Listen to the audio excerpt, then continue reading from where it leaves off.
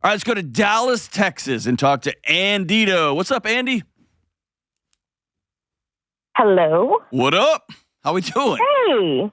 Hey, Dr. John. How are you? I'm good. What's happening in your world? So much. So much. So much. That sounds like so much. It is. It's always so much, right? We Not never always. get a break. Not always. What's up?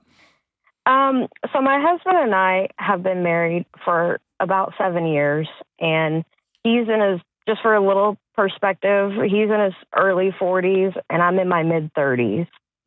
And he's very spontaneous, but also a big worrier. So he worries a lot about everything.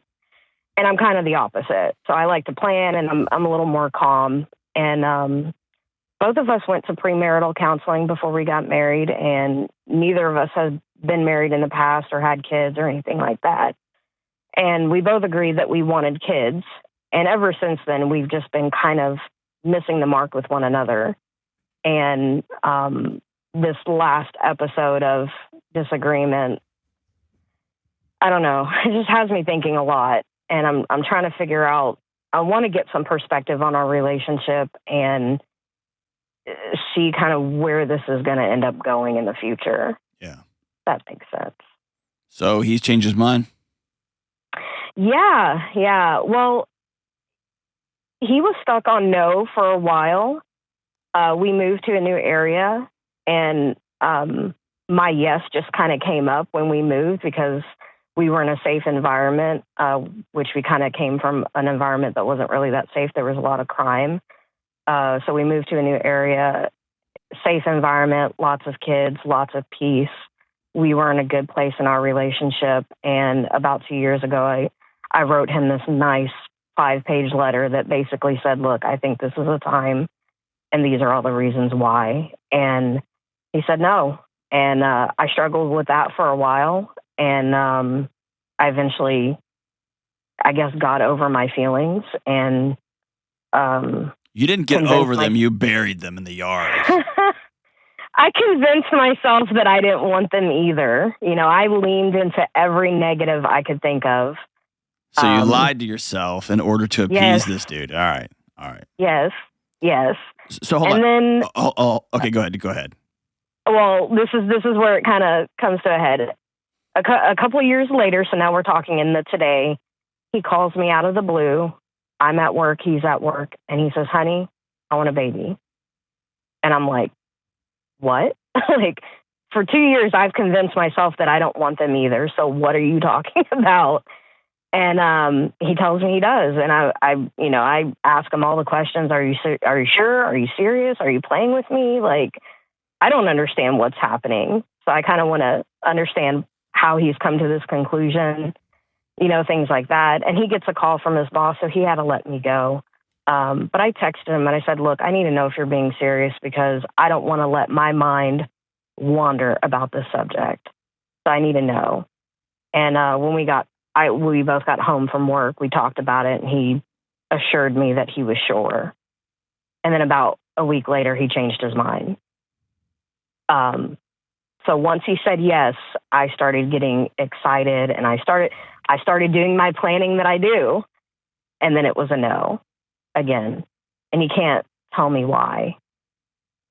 He can't tell me why he said yes. He can't tell me why he said no. So I'm just annoyed. You're not annoyed. That's not true. You're devastated. Yeah, I am. And something tells me that you're so afraid to actually feel that because you know what that actually means. So let's put baby aside because baby is that's a really heavy topic, or it's a lightning rod topic. Mm-hmm. This isn't the only thing that y'all have push-pull in your marriage. Mm-hmm. Your marriage isn't very good right now, is it? Aside from this topic, we're pretty good. I bet not. Okay. Here's why. You don't usually, and it's not always the case, but you don't usually selectively shove something this important away in isolation by itself. Okay. This has the hallmark of a relationship where somebody is slowly dying over a long period of time in order to try to prop up this fantasy that my life is going to turn out this certain way. Okay. I could be totally wrong. You could be like, no, I'm totally open on all my needs, everything I want, everything I need. I communicate it. He communicates back to me. He tells me the truth. It's simpatico, except for this one thing. You would be. I mean, we are pretty good. Okay. I will say that, like, for me, I know me, and I've always been very independent. I've always been the captain of my ship. And when I got with him, I had to relinquish a lot of my control in our relationship. Did he relinquish too? So that y'all could together co-pilot something new? On some things, not on all. Name them. But on the couch colors? Where we live, I was a big pusher for that because I was tired of where we lived and there was too much crime. And I moved him far away. Not far away, about an hour away. That's not far away. Okay. I mean, it's not, especially in Texas. That's down the street. Yeah, that's true. That's how I felt. Everything's down the street in Texas. Yeah. So let's put all that aside. Okay. Is this marriage worth not having a baby? I think so. Okay. If that's the choice you make, then you have to grieve what you wanted so bad. And you have to grieve the picture of the life you thought you were going to have. Because if you're like most people, both men and women, you've already thought about like a potential name or two. You have a room in your house that you've already pre-imagined where the bassinet would go. If you're like my wife, you've already started planning on what the Thanksgiving meal would look like when our kid came home from college and brought their new love home, and Dad was going to make it weird. Like, you have these pictures in your head.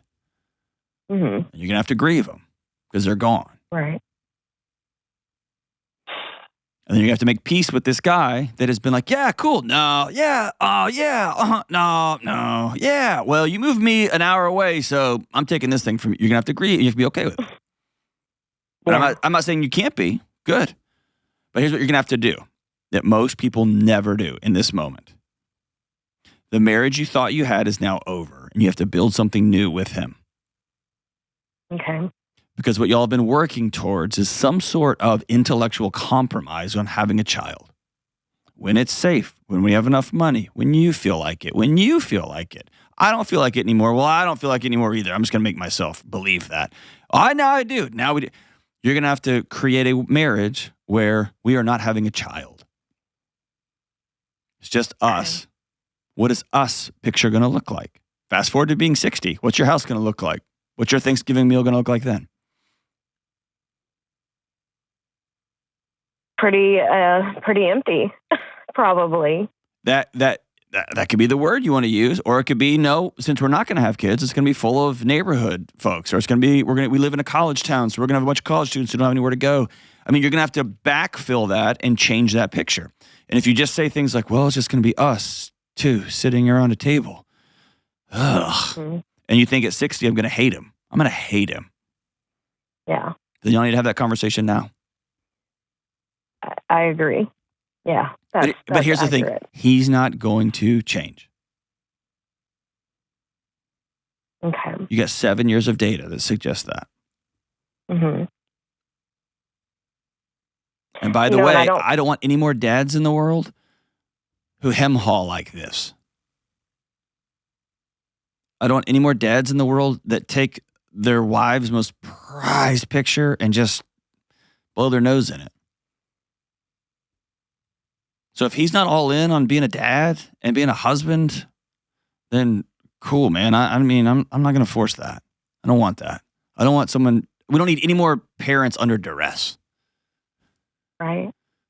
I want men who are sprinting to the responsibilities and the extraordinary life that is fatherhood. And he's not doing that. So there we go. Yeah. The least he can do is stop jerking you around, though. I agree. I agree. Yeah, that was rough.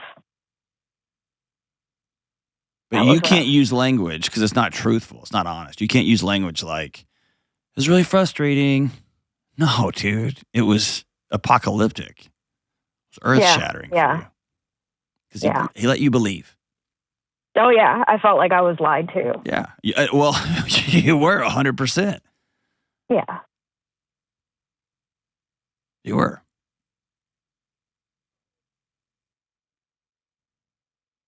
I think you have to grieve that.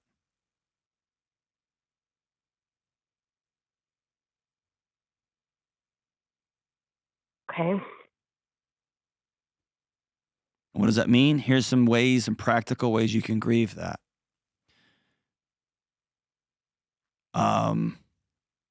You can begin to draw a picture of what that house is going to look like when you're 60. You can write that imaginary child that you have in your head that you've had for a while. You can write him a letter and say, I'm not going to get to meet you, but I'm going to go do this in the world now. That's okay. You can write down the things that you had hoped would be true and now are not going to be true. But write them down. Get them out of your body. Put them on a piece of paper. I wanted X to be true, but Y is true. And by the way, this is a choice I'm making. I'm making this choice. Right. Right? And so there's some ownership there too. And by the way, just because you own it doesn't mean it's going to feel good all the time. That's okay. My son had finals this morning, and I chose to miss 95% of my workout. I got in a few minutes, and I missed some journaling time this morning because I wanted to be the guy that dropped him off. I didn't feel good. I didn't want to do that. I was maybe running around all over this town, but I chose to do that thing. That was the world I created. That's what I wanted. It just came at a cost, and that cost didn't feel great, but it was right. Okay. But here's the meta here. You can't just...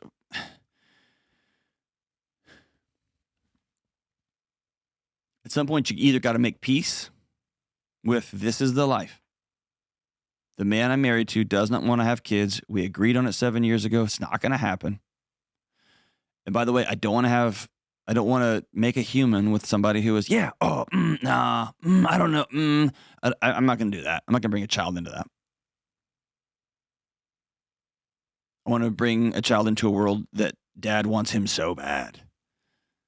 And by the way, fatherhood is an extraordinary responsibility. So I want a man who's going to take it and own it. And so I got to grieve the world I thought I was going to have because I'm not. Or you have to have a harder conversation about, am I going to stay in this marriage or not? And nobody can have that conversation except for you. Nobody. I know you're hoping for a different Christmas this year. I'm sorry.